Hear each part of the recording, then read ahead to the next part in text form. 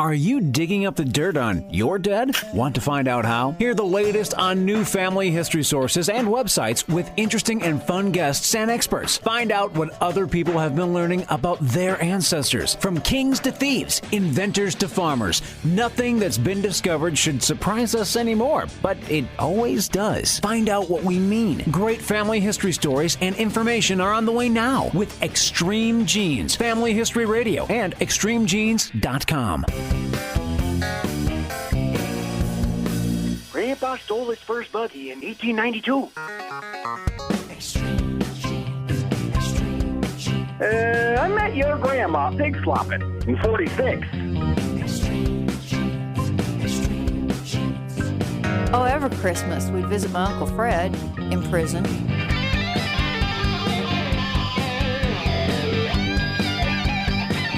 Greetings, genies everywhere, and welcome back to Extreme Genes, America's family history show, and extremegenes.com. I am Fisher, the radio root sleuth, on the program where we shake your family tree and watch the nuts fall out. Well, you know, we have a lot of fun here on the show. We learn a lot, and we will today. But we have our serious moments, too. And many of you have sent me some very kind messages concerning my involvement in locating the next of kin of Theresa Greaves, the New Jersey girl who disappeared in Utah in 1983 and whose remains were just found in February. I appreciate the messages, but I also hope to keep some attention on Theresa's family as they are finding the costs of eventually bringing Theresa's remains back to Virginia, where she can be buried with her grandmother who raised her, prohibitive. And as you may have heard in last week's program, Debbie Vevers, Theresa's high school classmate from Collingswood High School, New Jersey, class of 77, has set up a GoFundMe site for people to contribute to assist the family. Should any extra money remain after Theresa's burial, it would be earmarked for a scholarship fund in Theresa's name. If you'd like to contribute, the link to the page can be found through our site at extremegenes.com. And later in the program, now that she's had a little time to process all this, I'll be talking to Theresa's cousin and family spokesperson, Kathy Greaves Spurgeon. She'll tell us a little about Theresa, share some memories, tell us how the family is coping and how things are progressing towards Theresa's remains returning to the family. And by the way, People.com has done quite the write-up on all this, and you can see the article online now. The link is with many other national articles on this story on our site, extremegenes.com. And before we talk to Kathy, coming up in about 8 minutes, we'll talk to well-known blogger Randy Seaver of Geneamusings.com. He's got a great concept for finding others to help you with your research for nothing. And a great story to go with it, of course, which is just the way we like it around here. Hey, and just a reminder, if you haven't done it yet, take just a few moments and download our free Extreme Genes podcast app.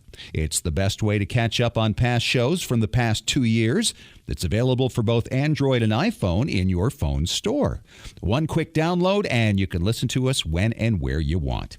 And by the way, our Extreme Genes Facebook page is a great way to ask for ideas on finding your ancestors. So come join our growing Extreme Genes community and feel free to ask a lot of questions. It is time once again for your family Histoire news for this week from the pages of extremegenes.com. And we start with an amazing story about Spain and how it is reconnecting with its Sephardic Jewish heritage. Back in 1992, King Juan Carlos called the Spanish Inquisition, which took place in the late 15th century, the worst mistake ever made by Spain. And he apologized to Jews everywhere, saying the cost to Spain was the loss of talented, cultured, and hardworking Spaniards. An article in the Jerusalem Post notes that Jewish presence in Spain is now beginning to regenerate, the result of a project called the Network of Spanish Jewish Quarters. Old synagogues are falling back into Jewish hands, being filled with Jewish artifacts, and people on the streets are hearing lectures on Jewish customs. What many Spaniards don't realize is that many of them may be descended from a line of Jewish mothers that's unbroken for 500 years. Late last year, a law was passed granting Spanish nationality to any citizen of any nation that can prove Sephardi heritage. The waiting period was removed, and residence in Spain is not required. The common belief is that the reason for all this interest by the government and the people of Spain in restoring their Sephardi ties and population is because of their struggling economy. Spain is now a strident supporter of Israel And if you were to visit Spain today, you'd see conferences and tours and even virtual tours of historic Jewish sites. As a result, many Sephardic Jews are now going about the task of researching their lineage to prove their Sephardic background. There's a lot more to this story. Read about it now at extremegenes.com. Well, last week, of course, marked the 150th anniversary of the conclusion of the Civil War. In connection with that, the Washington Post has a remarkable story about the research of Reverend Alfred Jones III of Appomattox, Virginia. Reverend Jones was asked to deliver the eulogy for one-time slave Hannah Reynolds, who was the only civilian to die at the Battle of Appomattox Court House, the last major battle of the war. Hannah was a slave in the household of Samuel Coleman. Now, she'd been left to care for the house while the Colemans fled the battle site. The date was April 9th, 1865. Sometime during the battle, a cannonball ripped through the home and into Hannah's arm, a wound that ultimately took her life. History has always noted that the only civilian to die in the battle had been the slave, Hannah Reynolds. As Reverend Jones researched Hannah for his eulogy on the anniversary, he learned that Hannah did not die as a slave. In his research, he came across an 1865 death register.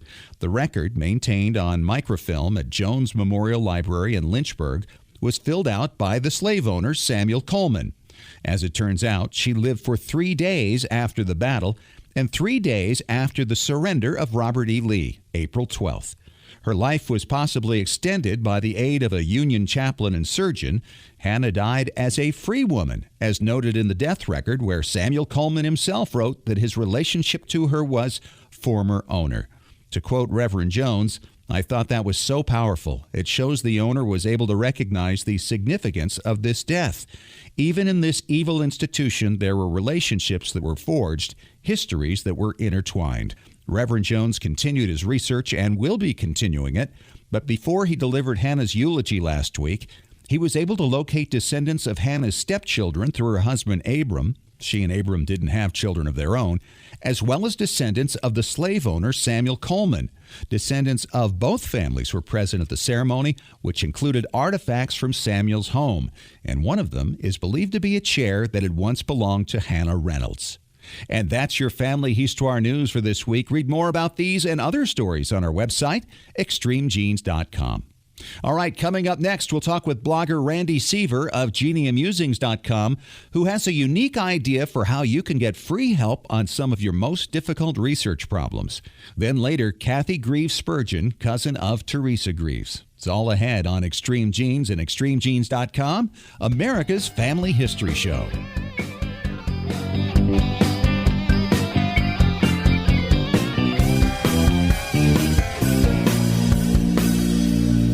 Genies, not long ago, something happened with one particular online research service that changed everything. It happened with a service that already has 75 million members worldwide, and it's not who you think it is. Hi, it's Fisher, and you know I'm always looking for new and better ways for you to discover your ancestors, not just the data, but the stories. The online service I'm talking about takes your family tree and then uses its powerful automated technology to match the people in your tree to over 5 billion records from around the world. Censuses, newspaper stories, vital records with 97% accuracy. This means no more wading through thousands of useless so-called hints. This also means the site itself is constantly looking for matches for you, even while you're sleeping. What site does all this? It's myheritage.com. You can try myheritage.com for free. Here's a special gift from me. Use discount code EXTREMEGENES after signing up and get an exclusive 20% discount at myheritage.com. How's your family history research going? Are you stuck on a difficult line? Don't know how to start? Let the professionals at Heritage Consulting Genealogy Research Services help. Heritage Consulting has been providing professional research and consultation services since 1978. They can help you find your own personal family history for far less than you would expect by researching, collecting,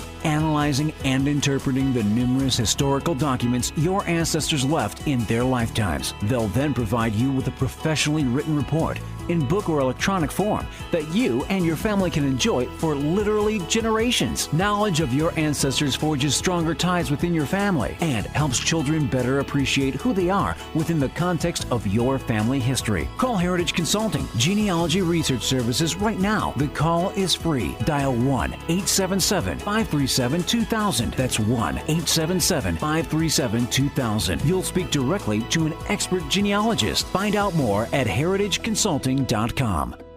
While we all love diving into the deep end of our gene pool, don't forget about capturing the histories of those who are still with us. Go to Storyworth.com to start your family's story today. Each week, Storyworth.com will email a question to people whose stories you wish to preserve.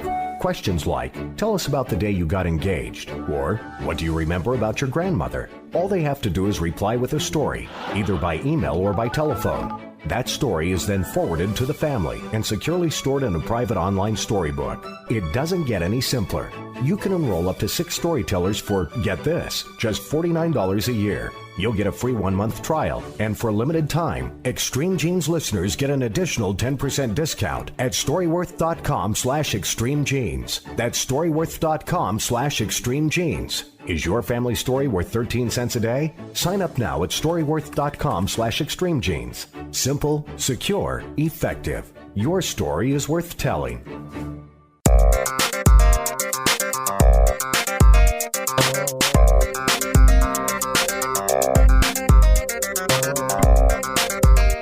We are back at Extreme Genes, America's Family History Show. It is Fisher here, the Radio Root Sleuth, with my good friend Randy Seaver. He is a genealogist. He's a family historian. He's a speaker. He is a blogger extraordinaire. You can see his site, Geneamusings.com. Randy, welcome to the show. Hi, Fisher. How are you? Good. It is about time we had you on because you have so many interesting insights in so many different areas. And you know what? I like having experts like yourself because you can introduce us to new things that we haven't considered before in our research. And what do you have this week? I was just going to tell you that one of my lessons learned recently is that I'm not that smart. That's why we talk to other people. Right. Exactly right. And I wanted to talk a bit about crowdsourcing. Crowdsourcing for family history research. I have never done this before. Talk about it. Well, this is how you find out things that you don't know by having other people help you. You've heard of crowdfunding, where Sure. you put something out there that you want funded and people contribute. Well, crowdsourcing is people contribute ideas or information or even sources to you, having, say, put out a genealogy problem. Now, you noted here, you said, I found out I wasn't that smart. What did you mean by that? None of us has enough experience or expertise to know everything. And so when you get out of your comfort zone, which mine is kind of New England, that leaves a big world. And the story I have to tell you today is about California, Australia, and England. All right. And I'm not comfortable in 2 of those places. And I got a lot of help, and it was wonderful help. It helps to have a blog, and Right. it helps to have readers, and my readers help me. So let me tell you the story about discovering Jane's roots. All right. And I have a whole presentation for this that, people can ask me to present to them. My wife's great-grandmother is Jane Whittle McNew, born 1847, and all the records say that she's born in Australia. And she died in 1921 in San Francisco. They had 11 children. She's married to Elijah McNew. And the death certificate that my brother-in-law got for her many years ago said that her parents were Joseph Whittle and Rachel Moore, and that they were born in England. And so we probably have a case here of England to Australia to California. Sounds like it. Yeah. So I found a lot of U.S. records, and I was stuck back at 1860 as the earliest record I had in the census where Jane was age 13. It says born in Australia and living with a couple, William and Elizabeth Ray, and Elizabeth is age 21, born in England. So that may be her sister. I don't know. And they're in Calaveras County, California. And her husband was listed 2 lines below her. There's also a Joseph Whittle in Calaveras County in the 1870 census, born in Australia, and he's age 27, so he's born like 1843. So I don't know if Joseph and Jane are brother and sister yet, but that's a possibility. So I'd searched California records, especially in San Francisco and in Gold Country, for Joseph and Rachel Whittle, the nominal parents from the death certificate. And there were two Joseph Whittles in San Francisco in the 1860 to 1870 time frame. Was one of those her father? I can't tell, and there's no other records I can find. I got a breakthrough in August of 2010 when the 1852 California state census came online, and it showed Rachel Waddle, age 31, born in England, and children Elizabeth, age 13, Joseph, age 17, born in Australia, and Jane, age 5, born in Australia. And I think that's them. But where's the father? Sounds like them. I don't know where the father is. It's Waddle. It's W-A-D-L-E instead of Whittle, W-H-I-T-T-L-E. But it's close enough. That's another lesson right there, that there is no correct spelling. Exactly true. There's more lessons coming.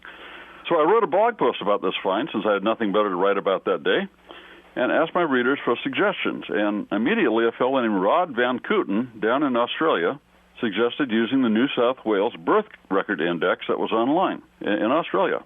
And so I did, and there was Jane, born on the same day that her death certificate said, September 12, 1847. And there were 4 other Whittle children on the list, including Joseph, born in 1843. So I think I found Jane's birth. The surprise was that the father given name was Alexander Whittle and not Joseph. Boy, that often happens at the back end of somebody's life, doesn't it? Well, yeah, it does, doesn't it? Another lesson learned.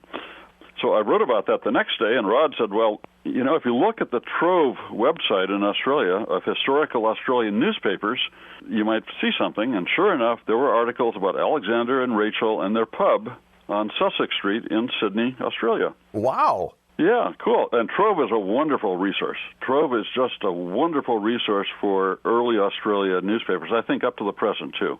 The Australian folks just rave about it. Another article said that Alexander left for California in late 1849, and Rachel left in 1850. So where did they come from?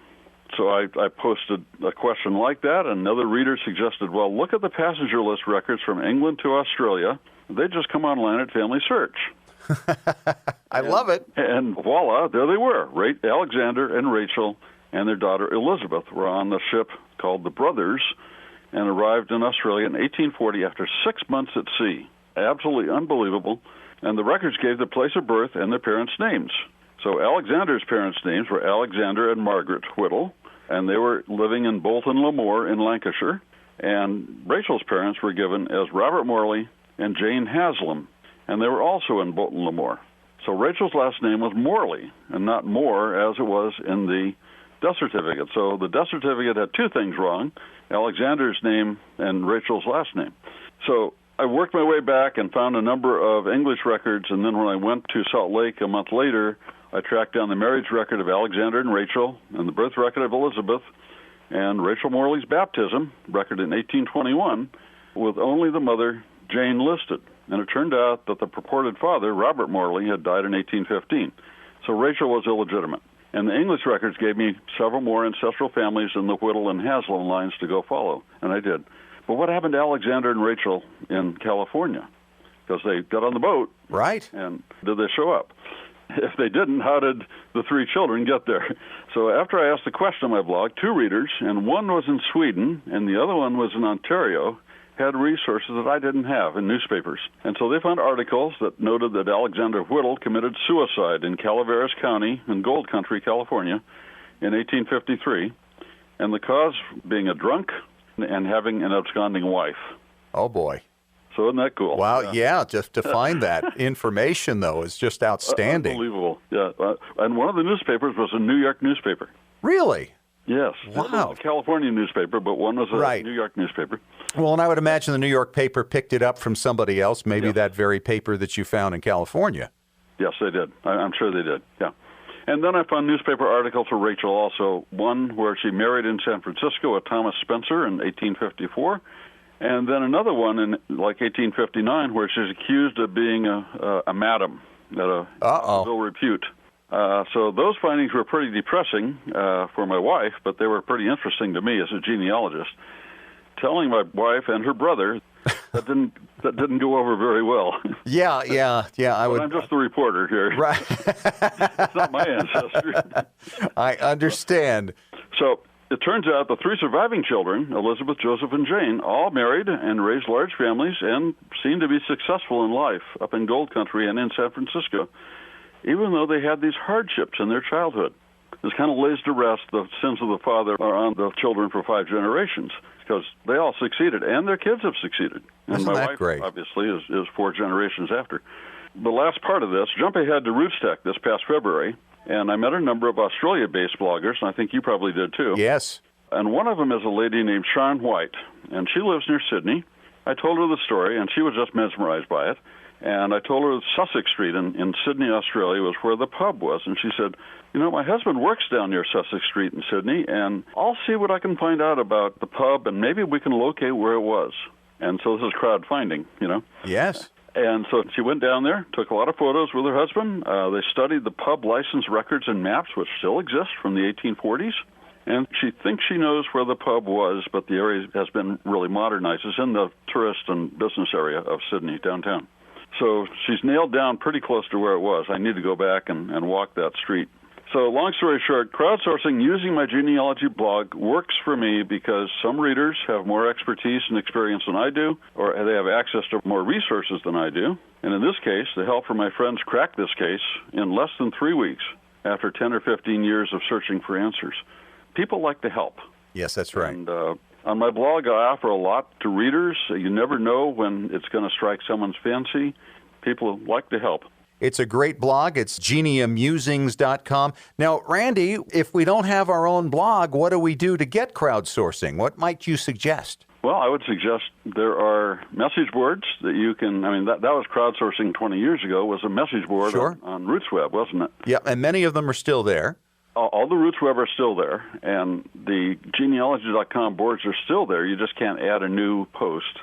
Also, there are a lot of groups on Facebook now for different surnames and different places, cities and counties and states and regions and countries. And you can join one of those and ask a question, and perhaps someone can help you. Well, that's a great suggestion. Great ideas. I love it. That's why we talk to you. Randy Seaver, he is the genealogist, family historian, and speaker, and, of course, the great blogger at Geneamusings.com, distant cousin of my boyhood hero, Tom Seaver of the New York Mets, and which is really why I like you for the most part, Randy. Oh, thank you. If people want more detail on this story, which goes on forever, they can Google Whittle Compendium, and it should be right at the top of the list. All right, great stuff. Thank you so much, Randy Seaver. Okay, be listening to you. And coming up next, we'll talk to Kathy Greaves Spurgeon. She is a first cousin of Theresa Rose Greaves, the murder victim we told you about last week, whose remains were found back in February. We'll find out how the family's doing and what their plans are to bring Theresa back home. That's next on Extreme Genes, America's Family History Show.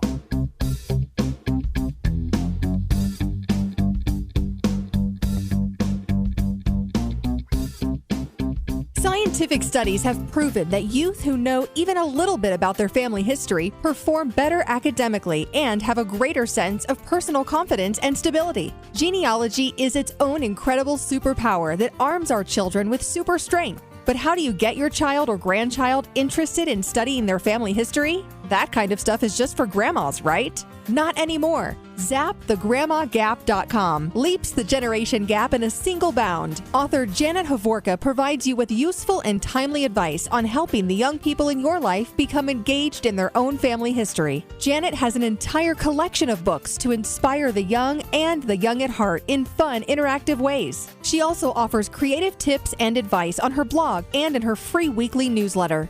Stop by ZapTheGrandmaGap.com today to sign up for Janet's free email newsletter with 52 weeks of easy tips, free downloads, and order your set of resource books and workbooks. Can't figure out how to get your favorite Windows genealogy software running on your MacBook? Look no further than Crossover. Crossover by Codeweavers at www.codeweavers.com allows you to run your Windows software on your Mac without the need to buy a copy of Windows. Crossover is easy to install and simple to use. Crossover supports many popular genealogy packages like Roots Magic, Legacy Family Tree, Personal Ancestral File, Family Tree Builder, and more. Crossover also lets you run other popular productivity apps like Microsoft Office and a wide range of games.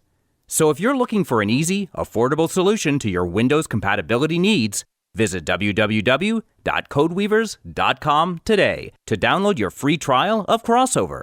And don't forget to use the deal code FAMILY for an additional 40% off when you purchase Crossover.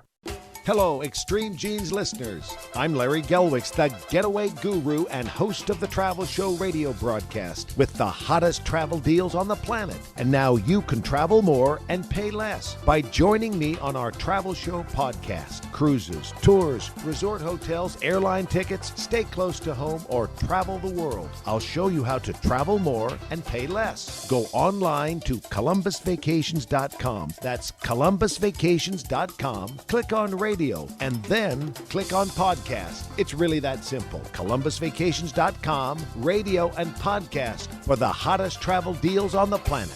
Got a brick wall in your family tree? Don't know how to break through it? Get professional help from Heritage Consulting Genealogy Research Services. Speak directly with an experienced genealogical researcher, not a salesperson, by calling toll-free 1-877-537-2000. When you call, ask how you could win a free 1-hour consultation with an expert genealogist. Heritage Consulting Genealogy Research Services, with over 35 years of research experience. Visit heritageconsulting.com. Did you know your family's memories are being destroyed a little at a time every day? It's true. Old home movies, slides, photos, and audio recordings fade over time. The longer you delay the digitizing of these priceless artifacts, the more likely it is they'll be gone one day. That's why you need to call the Multimedia Center. I brought in VHS videotape and had them transferred to DVD. The Multimedia Center, 2870 East, 3300 South, Salt Lake City. Open Monday through Friday, 10 to 6. Call 801-483-1717 or go to transferduplication.com. Looking for an easy way to show off your family history and share it with your family? Family Chartmasters offers beautiful custom pedigree art pieces and inexpensive family reunion draft charts in any design or size that fits your needs. With a free consultation at FamilyChartmasters.com, you can get started creating a new family masterpiece. Family Chartmasters has over 11 years of experience in creating and printing family charts. They can print any style of genealogy chart from any genealogy file and can create exactly what you're looking for. You'll work with a specialized and talented consultant whose goal is to make you happy. Decorative charts make fantastic gifts for all occasions. And with Family Chartmasters' option of ordering duplicate charts at half price along with your original purchase at full price, you can afford to give a family heirloom to each member of your family.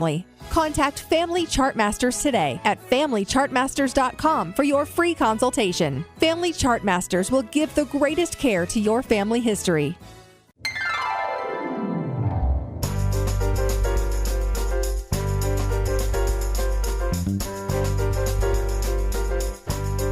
You have found us, America's Family History Show, Extreme Genes. I am Fisher, the radio root sleuth, and on the line with me right now is Catherine Greaves Sturgeon. She is a first cousin of Theresa Rose Greaves, who we spoke about last week. Her remains were found in February in Utah, the victim of a murder that dates back to 1983. And through some efforts with many other people, I was able to locate Kathy and her family. And Kathy, how are things going for you all?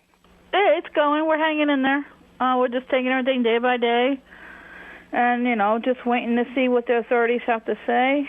And that's it right now. We're just hanging in there. Now, your dad was an uncle to Theresa, and he's still with us. How is your dad doing? Yes. He's doing better than he was when I first told him what was going on. In the first few days, he was in denial, and he took it really hard. And then once he understood that it was really true, then, I got worried about him. But he pulled out of it, and he's doing better than he was. And I know he's worried about different things that's going to happen. He's just still a little confused on things, but he's getting there. I mean, it goes back 32 years. Isn't that unbelievable? Yes, when she disappeared in Utah.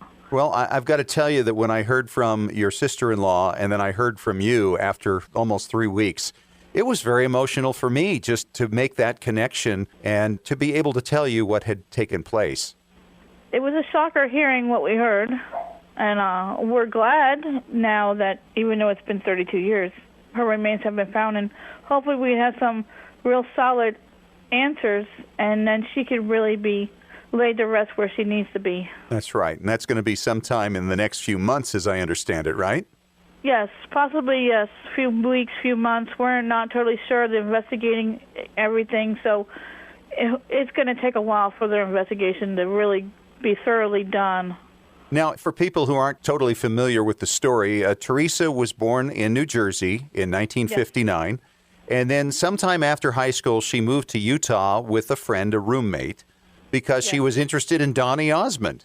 Yes, I understand. Osmond and the Mormon culture, yes, that's correct. Okay, and so she wanted a change in her life, and she moved to Utah and then disappeared on August 5th of 1983, and no one ever saw or heard any trace of her again. No. And so for all this time, your family has been wondering. Her mom has since passed. It was the understanding of the authorities, and what I was told initially, and everybody, that the immediate family was all deceased.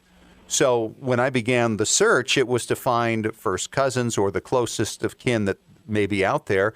You, of course, had thought that her half-brother was deceased as well, and as it turned out, that wasn't the case. Right. Yes, my father thought that years ago because of Peter's health conditions, and I guess the last time him and Peter spoke was probably maybe over 20 years ago, and he just thought that Peter wasn't around either. And when you couldn't find anything, death certificates, of course, we had to look, and like I said, you helped find his Facebook page, and then I was able to email him. And then, of course, look through other areas on trying to find where he is, to locate him, and we did.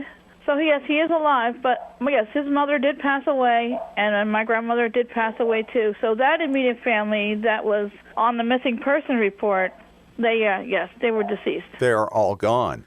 But we found the half-brother. We'll just give his first name because he wants to remain anonymous through this, Peter. Does. Have you spoken to him recently? I talked to him a few days ago. He's getting better, but he is really taking this really, really hard. And being he's up there in up North Jersey all by himself, there's no family for him, it's harder on him. Right, and you're all in Florida right now, your whole group. We're in Florida. I'm going to see what I can do, hopefully in the next few weeks. I have a job coming up that's lasting 10 days that I have to do for a client, and after that, I'm hoping I can get up to Jersey and spend a couple days or so with Peter and give him some support. You were pretty close in age to Theresa. Could you tell us a little about some of your memories of her? Yeah, we were 4 years apart. She was 4 years older than me, and we would, on the weekends, I would go over to my grandmother's, and of course Theresa lived with my grandmother, so we would always play together as young children. And, we had our little magazines, Tiger Bee and whatever else there was back in the day that I can't remember. But, yeah, we used to trade posters, and we listened to different, like the Oak Ridge Boys and Kenny Rogers back then. Of course, then the Donny Osmond and Leif Garrett, we all had our favorites in music. So we would play together, and we had fun playing hopscotch. They lived above like a candy store and stuff, so we used to go downstairs and have fun getting candy and little fishies. We had really fun back then until my parents moved us farther away. So then probably when I was like 12 or 13, I didn't really see her as often as we used to. She was kind of a big sister figure for you then almost, right? She was like the big sister I never had. And when she disappeared, it broke my heart, because it was like a part of me died. Yes, and I'm sure a lot of this brings a lot of that pain back, understandably. Yes, because I'm thinking of things that we used to do, and, with her grandmother, going up the steps and annoying her sometimes. And well, hopefully in time here, the Sheriff's Department will be able to find out who did this and bring that part of the investigation to a conclusion as well. And, I understand there are a lot of costs involved now in bringing the remains of Theresa back east. You're talking about burying her now with her grandmother, who she lived with, in Virginia. Yes, she's in Virginia in a cemetery there in Newport News. And that's our goal, to bring her to be with her grandmother, being that my grandmother raised her since she was a baby. And they were really, really extremely close. You would think they were actually mother and daughter. And they were so close. Wherever my grandmother went, Theresa was there. Everybody knew Theresa and my grandmother in that small little town they lived in. And So she needs to be back with my grandmother, and especially since when Theresa did go missing, it was my grandmother that stepped up and did all she could to find her, between the missing person report and then the PI. So she needs to be with my grandmother, and that's the goal. Yes, when we are able to get her released and then have her shipped out to us, and then we will bring her to Virginia to have a proper memorial for her. Now, I understand that her high school class of 77 have been putting together a fundraiser to help with those costs, and so far have raised over $3,000, but the costs have actually exceeded that, which has kind of surprised me. Nonetheless, I know that there's going to be negotiation going on to make this happen. If anybody would like to contribute to the GoFundMe.com site that Debbie Vevers and her class of 77 has set up for their classmate Theresa and her burial, memorial, whatever else may come from it, including possibly a scholarship fund in her name, we have put together the link. You can find it at extremegenes.com. I think most people would just have a hard time remembering what the link is if we just spoke it here, but you can see it on our website, extremegenes.com, and you can go right there and add a contribution to it. Yes, if it wasn't for her, Debbie Vevers, in her high school, I don't know where we'd be right now. Our family owes them great gratitude, and I really can't wait till I get to meet her. Yeah, she's done a lot of special things, certainly helped me to be able to find you and now put this fund together, which, as it turns out, has really been necessary. Yeah, she has gone beyond what she should do, and especially knowing her own circumstances, she put all that aside, and she is doing what she can to help the family between setting that up. She's more than my cousin's classmate. She is family just like you. We are grateful to both of you. Well, we're very happy to be able to help. I think anybody who comes along in a situation like this and realizes there's a need, that there's something that maybe I'm capable of doing to help out, it's a joy to do that too, and I feel the same way, Kathy. God bless you and your family, and we'll be staying in touch. And look forward to hearing what your plans are and how things are progressing. Oh, definitely will. Thank you. I appreciate it. All right, and coming up next, Tom Perry, our preservation authority from tmcplace.com, answers another listener question about preservation. In 3 minutes on Extreme Genes, America's Family History Show.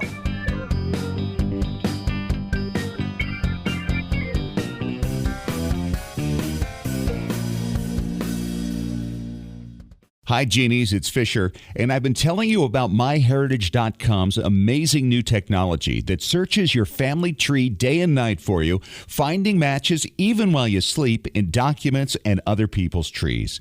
Here's a find I never would have made without it. It's a newspaper story about a relative of mine, Paul Sagal, who I knew many years ago. It's from 1943, when Paul was serving in the Pacific. When he learned his father died, he wrote a poem to his brother that indicated he wouldn't be returning for the funeral. He wrote, "There'll be no furlough for me. I'm in the Marines, you see, alive and well as I am. Memories I'll keep of my dad." Then the newspaper editor added, "These are all the sentiments that will win this war. There are treasures like this one waiting for you now." Put MyHeritage.com's superb technology to work for you with a 20% discount. Just enter the one-word promo code EXTREMEGENES. MyHeritage.com is the next big thing. While we all love diving into the deep end of our gene pool, don't forget about capturing the histories of those who are still with us. Go to Storyworth.com to start your family's story today. Each week, Storyworth.com will email a question to people whose stories you wish to preserve. Questions like, tell us about the day you got engaged, or what do you remember about your grandmother? All they have to do is reply with a story, either by email or by telephone. That story is then forwarded to the family and securely stored in a private online storybook. It doesn't get any simpler. You can enroll up to 6 storytellers for, get this, just $49 a year. You'll get a free 1-month trial, and for a limited time, Extreme Genes listeners get an additional 10% discount at Storyworth.com/ExtremeGenes. That's Storyworth.com/ExtremeGenes. Is your family story worth 13 cents a day? Sign up now at Storyworth.com/ExtremeGenes. Simple, secure, effective. Your story is worth telling. Your priceless 8mm home movies and your precious family videos are deteriorating right now. Heat, moisture, insects, dust, mold, time, they're all robbing you of your family's memories. It's time to preserve those treasures right now by digitizing them at tmcplace.com. They've been preserving memories for over 40 years. Home movies, videos, audio tapes, vinyl records, photos, slides, and even scrapbooks. Whether your treasures are enduring the humidity of Massachusetts or the heat of Arizona, TMCPlace.com can digitize your audio and images without harming the originals and returning them to you with free shipping both ways on most orders. TMCPlace.com can even let you track your package in real time with a special GPS tracking device. Trustworthy, experienced, affordable. Call TMCPlace.com toll-free at 1-866-483-1717 to talk to Extreme Genes Preservation Authority Tom Perry about your project. Or order online at shop.tmcplace.com.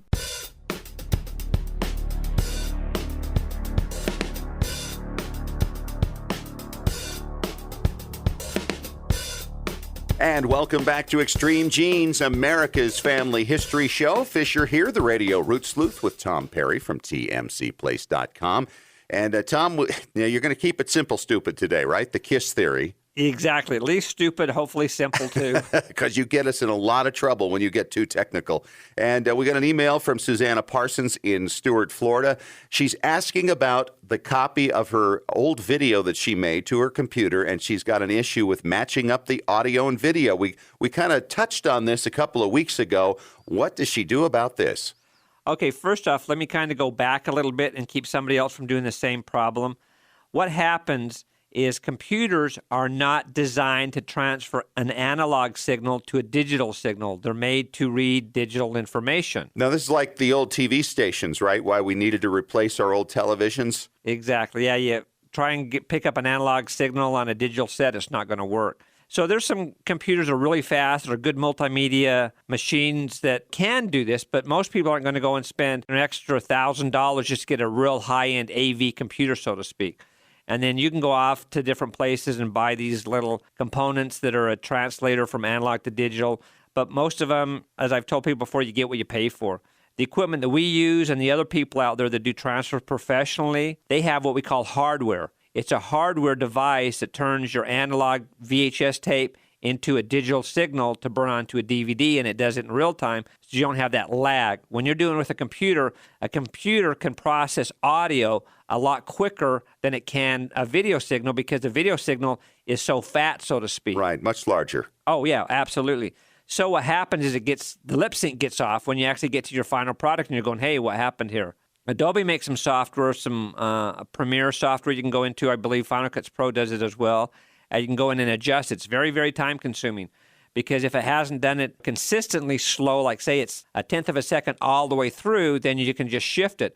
But generally, as your computer's trying to read the video, trying to read the audio, trying to sync it, it's fluctuating back and forth. So you might have to set up a whole bunch of different timestamps and adjust your audio, adjust your video, make them go together. And for most people, unless you have a lot of time on your hands, it's not worth it. Wow. So that sounds really complex. Oh, it is. It is. I would, it's not that expensive. For instance, people send stuff to us all the time, and it usually costs about $17.95 or up, depending where you go to transfer a VHS tape to a digital format.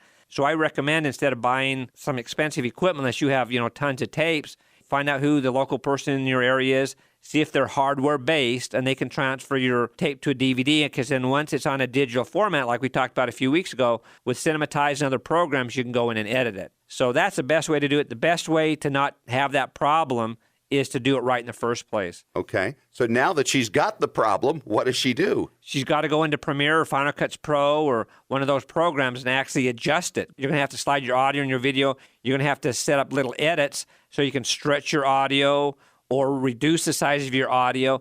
And sometimes you can actually change the speed just a little bit so the lip sync is back in, but it's not going to be like Mickey Mouse. So you can adjust it that way. But it's very time-consuming. It's hard. In fact, I would recommend to Susanna to take her videotape, go to a professional place, have them transfer it for you. Then you don't have these problems to worry about. So start all over again. I would. If it's a tape that you borrowed from somebody and you're not going to be able to get it out of their hands again, then go to Premiere, go to Final Cut Pro, a program like that, and you can edit it within that. All right, great advice, Tom. And thanks once again to Susanna for the email. You can email me at fisher@extremegenes.com, or you can send one to asktom@tmcplace.com. What are we going to cover next, Tom?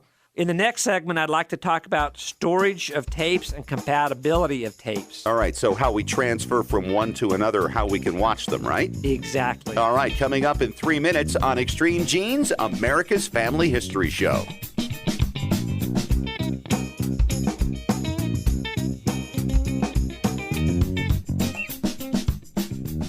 Looking for an easy way to show off your family history and share it with your family? Family Chartmasters offers beautiful custom pedigree art pieces and inexpensive family reunion draft charts in any design or size that fits your needs. With a free consultation at FamilyChartmasters.com, you can get started creating a new family masterpiece. Family Chartmasters has over 11 years of experience in creating and printing family charts. They can print any style genealogy chart from any genealogy file and can create exactly what you're looking for. You'll work with a specialized and talented consultant whose goal is to make you happy. Decorative charts make fantastic gifts for all occasions. And with Family Chartmasters' option of ordering duplicate charts at half price along with your original purchase at full price, you can afford to give a family heirloom to each member of your family.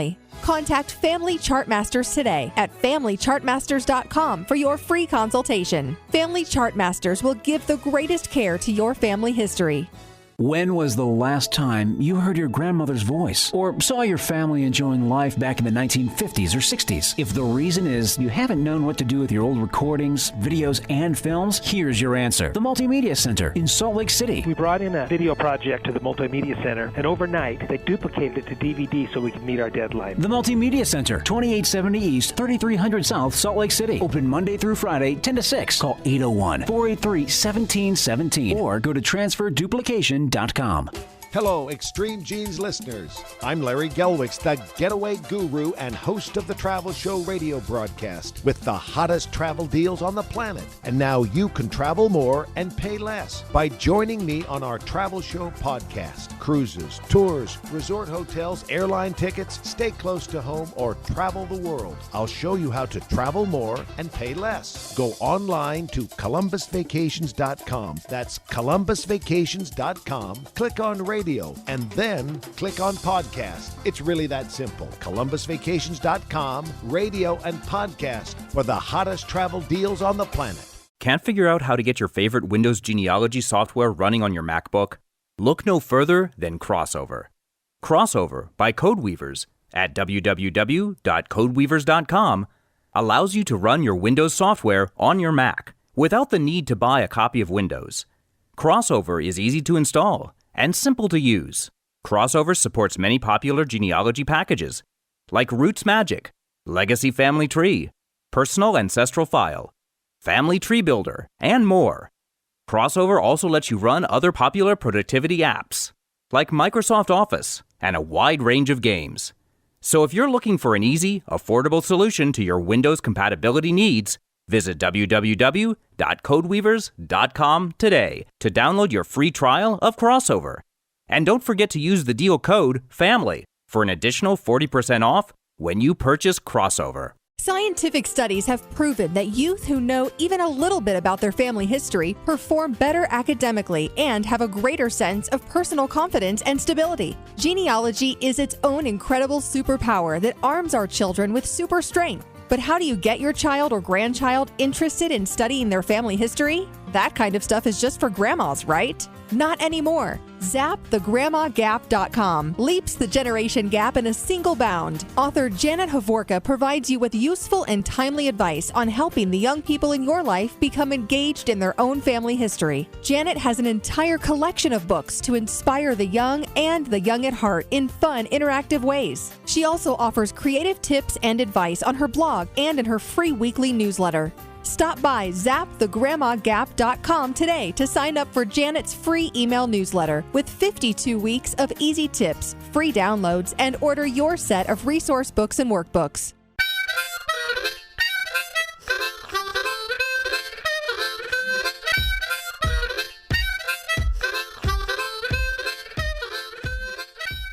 And welcome back to Extreme Genes, America's Family History Show. I am Fisher with Tom Perry from TMCplace.com. He's our preservation authority, and of course, when we talk preservation, that means we want to keep the stuff you've already got. and make sure that future generations can enjoy it. And part of the problem we have right now in terms of dealing with transferring old home movies and old videos is the compatibility, right, Tom? The ability of actually playing something back on a different type of device. Things in the early days, back in the 80s and 90s, were always changing. Oh, yeah, they were very incompatible, where nowadays companies are a lot smarter. They're making things backwards compatible. So if you buy something now, you'll be able to still play it 20 years from now, because now everything's electronics, it's little chips. In the old days, there were all kinds of circuits involved with it. There were patent problems, and everybody's trying to do their own things at their own way. But nowadays, it's pretty much this is the way it is. Either get on or get out. Right. Now, I'm assuming back in the old days, people were trying to become the format that everybody uses. And so there was a lot of competition till it narrowed down to what we have right now. Exactly. And probably the best example of this that a lot of our listeners will remember is the old Betamax and VHS wars. VHS was an inferior format, but yet the people that owned the rights to VHS licensed it to anybody that was willing to write them a check. And so VHS machines, since there were so many of them, the prices came down. But Sony owned Betamax and made all their people jump through all these hoops if they wanted to make their things. So there weren't as many Betamax players out there. There was less competition, so they cost more. People would go into the store and say, hey, well, this VHS machine is only X dollars, but the Betamax is X dollars more. And most people in the stores back then didn't know the difference between quality. It was a brand new media. But Betamax is so much better. We have people constantly bringing in Betamax tapes that are 20, 30, 40 years old, and they're wonderful. The quality of Betamax was so much better. However, they're totally incompatible with each other, and so Betamax went away. I got a call just the other day that says, do you have those adapters that I can put my video 8 tape in and play it in my VCR? Whoa, really? Are those out there? No, there never have been, but people get confused. It's like whispering in somebody's ear, and after 10 people, the story changes. What happened is VHS came out with their machine at Betamax. Betamax died. VHS was there. Sony wanted to get back into the fray, so Sony comes out with Video 8. And Video 8 is the same 2-hour cassette, but it's about a quarter the size. So the camcorders are a lot smaller. They're easier to hold. You don't have these two great big huge things. I think I have one of all of these things. Exactly, and so do I. And so people go, oh, I like this Video 8. It's small, compact. And so VHS is now going, oh my goodness, what do we do? So they came out with what they called VHS-C, which is just VHS compact. So they made an adapter that you put the VHS-C in, and it'll play in a normal VCR. We transfer these all the time. So people seeing those things think, oh, well, let me get one for Video 8. Now, you need to understand between VHS, Video 8, digital, that they're like different languages. They don't communicate with each other. They're a totally different format. The tapes are different sizes. It's just the wrong language. So what's the solution? Well, the solution is to come to either us or a professional that can actually transfer your tapes to a digital format, whether it's a DVD or a hard drive, and then you can go in and edit it at your will. So that's the best thing to do is get everything on a digital format so you can have it on a disk, you can have it on a hard drive, and you can have it on a cloud. We always recommend those 3 and possibly even 2 clouds, then you're protected. It all seems to be the same answer. Get it down to the same format, right? Exactly, and that's where things are great because the green ray that are supposed to be coming out are compatible with Blu-ray, compatible with DVD, compatible with CDs. So now as the new stuff comes out, it's compatible. The disc you're using today might not be around, but the new ones coming out, we'll be able to play it. All right, great stuff, Tom. Thanks for joining us. Good to be here. Thanks once again to Randy Seaver, blogger extraordinaire with Geneamusings.com for his insight on crowdsourcing to find sources to trace your ancestors. It was great stuff. Also to Kathy Greaves Spurgeon for coming on and talking about her cousin, Theresa Rose Greaves, who we've spoken about the last couple of weeks. Talk to you again next week. And remember, as far as everyone knows, we're a nice, normal family.